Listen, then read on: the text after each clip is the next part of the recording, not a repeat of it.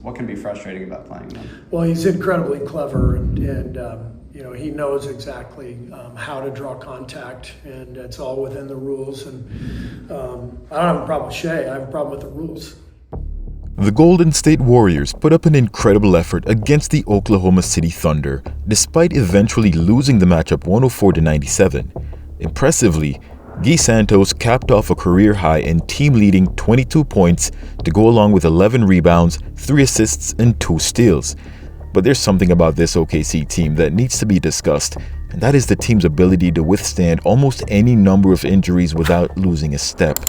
How are they able to keep doing this, and how does this differ from what's going on with the Warriors? What does Mark Daigneault know that Steve Kerr doesn't? Check ball.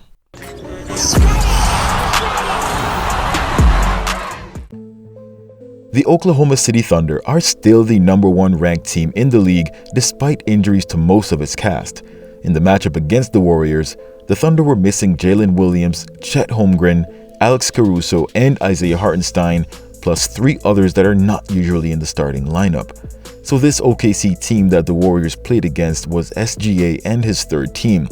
What this tells you is the robust system that OKC has in place that has seemingly perfected the next man up philosophy the Warriors have often struggled with.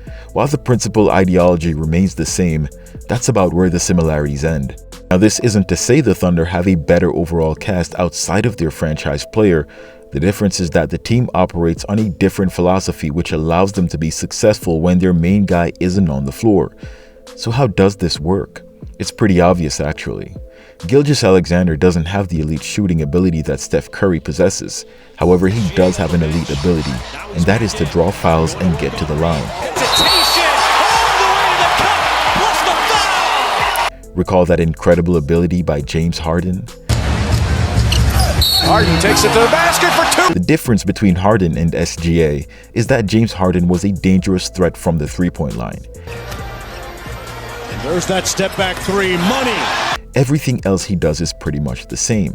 Still, the Warriors dominated James Harden.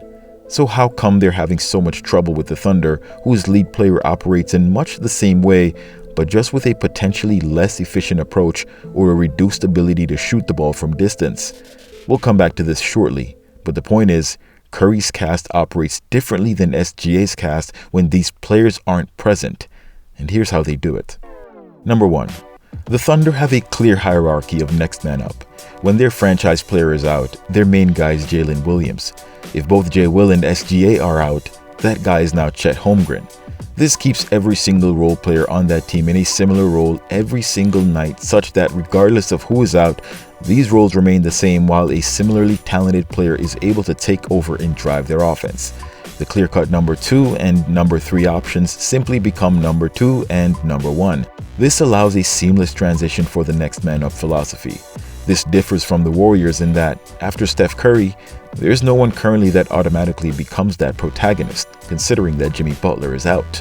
Number 2. All 3 of their core players play both sides of the ball and are capable of creating their own shot. This ties into the first reason I mentioned by way of allowing their second option to seamlessly become the first option. Most players go into the NBA with a first option mentality and end up having to switch at some point due to a greater talent. With Jalen Williams and Chet being second and third options, it becomes no problem for these guys to become that first option because that mentality is always there. This contrasts to the Warriors because that second option isn't there. That space is currently occupied by Draymond Green, whose offensive struggles and the lack of fit into a traditional role ends up making it difficult and forces the team to play an entirely different game without Steph Curry. And with Steph Curry out, the role players have no one to defer to. Third, their style of play doesn't require the quick ball movement that is required in Golden State. This is where we define OKC's style of play compared to the Warriors' style of play compared to James Harden's Rockets. OKC leans heavily on SGA's mid-range ISOs and foul-drawing drives, often in high pick-and-roll sets, with Holmgren or Hartenstein slipping or popping, encouraging primary creators to initiate while teammates read in the triple threat stance, shoot the open 3, attack closeouts, or reset. The system thrives on individual creation with low turnovers and strong spacing, reducing the need for constant off-ball motion. Compare that to Steph Curry, where he's dangerous without the ball in his hands, because he's moving. The right players on the Warriors are going to find Steph Curry in motion to give him that catch and shoot instead of him going isolation. This main feature of the motion offense involves secondary players as passers more so than the OKC system does, using endless screens. Green setting multiple screens for Curry, who fires and hits and ties the game. Pin downs, flare actions, and relocations to free Curry for a quick release three or drives. While SGA will collapse the defense and kick out for a three if it comes to that, the supporting cast aren't waiting for him to relocate. Their next move when they get that pass from SGA is one of the first fundamental skills you learn in basketball, the triple threat. You either shoot, drive, or pass. If SGA can't get to the free throw line or score in his ISO drives, everything is fair game. If you're on the Warriors and you're not Steph Curry, your triple threat now becomes waiting for Steph Curry to relocate to make the pass, drive, or as a last resort, shoot, at which point you may already have a defender in front of you. This works great if you're a Draymond Green type player, but it's a difficult system to get used to and takes a lot of playing alongside Steph Curry to know if he's going to get open. It's not so much that Draymond Green is so far ahead of the competition as much as he realized that he might as well just give up his offensive game, which made things much easier. It actually used to be fantastic when players would guard Draymond because they didn't know he wasn't looking to get to the basket. Now all he has to worry about is pass to Steph Curry, and when Klay was with the Warriors, pass it out to Klay and set the screen. Once teams figured this out and started leaving him unguarded and choosing to guard Steph or Klay, and following Klay's trade, just sagging off him entirely, the impact becomes moot and the once revolutionary motion offense begins to struggle against modern switching defenses that clog driving lanes and contest relocations. Now to tie up that loop with Harden's Rockets. D'Antoni's Rockets offense was a hybrid of the OKC Thunder and Warriors motion, in that their main guy ran a heavy pick-and-roll volume, isolation offense with Harden as the ball handler, often with Capella rolling, but was surrounded by shooters and guys that can rebound. The possession started just like the OKC offense, but like the Warriors offense, didn't feature a second or third option. The remaining players either took the shot or got it back up top to Harden for a reset. As such, the Rockets relied heavily on three-point shooters as they were expected to hit their shots when Harden kicked it out. So to recap, OKC runs the pick and roll or an ISO, draws the contact, and finishes or gets to the line. If not, they kick the ball out to a role player for a triple threat or second or third options to reset for another look. Rockets went pick and roll or ISO, shoot the three and draw the contact, and if not, drive and draw the contact or finish. If not, kick out for the shooters, rebound the miss, and reset up top. The Warriors start off the ball with a decoy in the post, pass it to Steph off his movement, and Steph gets a look or he gives it up and relocates for a second look. If there is no second look, find the secondary shooter, or if there's an open drive to the basket where both defenders flank Steph, make the drive or find the secondary shooter open at the wings or in the corner. If this has made sense to you up to this point, things start to make sense why Jimmy was being so passive and pushed for Steve Kerr to adjust the offense to fit his drive and kick offense. It should also make sense why the Warriors often struggle without Steph Curry.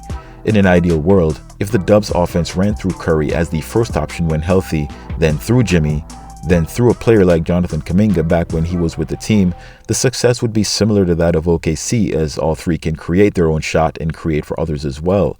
As a matter of fact, the OKC prototype would fit exactly along with the Warriors roster, but with Steph Curry's floor spacing likely would have been the better team.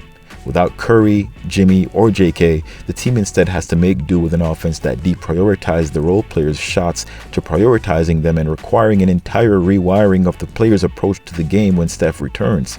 Recently, Draymond Green made a comment that puts this into perspective. Second half, we hit a spell, but it never dropped our energy.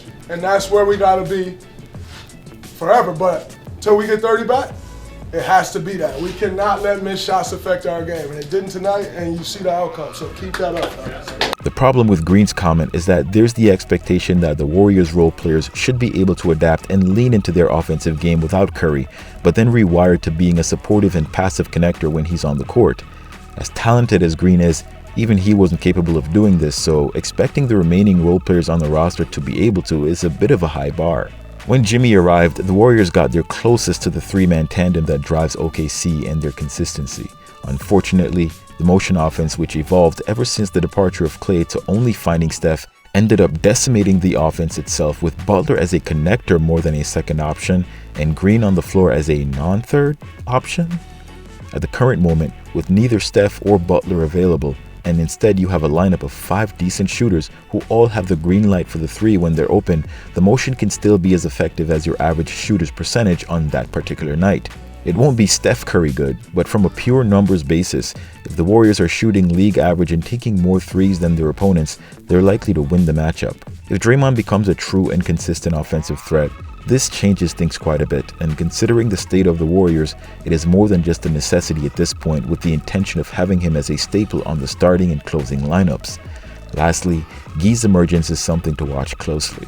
While it would be nice to see him continue playing this way once Curry returns, my gut tells me otherwise. His confidence will likely have him playing better than before Steph's injury, but don't expect this level of play to continue with Curry's return. It'll be interesting to see how the lineups are adjusted with Steph's return, but until then, it's fair game to enjoy the potential that Santos is currently showing. So while they hung closely with the best team in the league, OKC's ceiling when fully healthy is still currently above that of the Warriors when fully healthy. But nothing stays the same in this league, and with Porzingis at the 5, along with Horford being a solid rim protector in stretch 5, anything is possible. Post your thoughts in the comments below, and thanks for watching. Till next time, swish!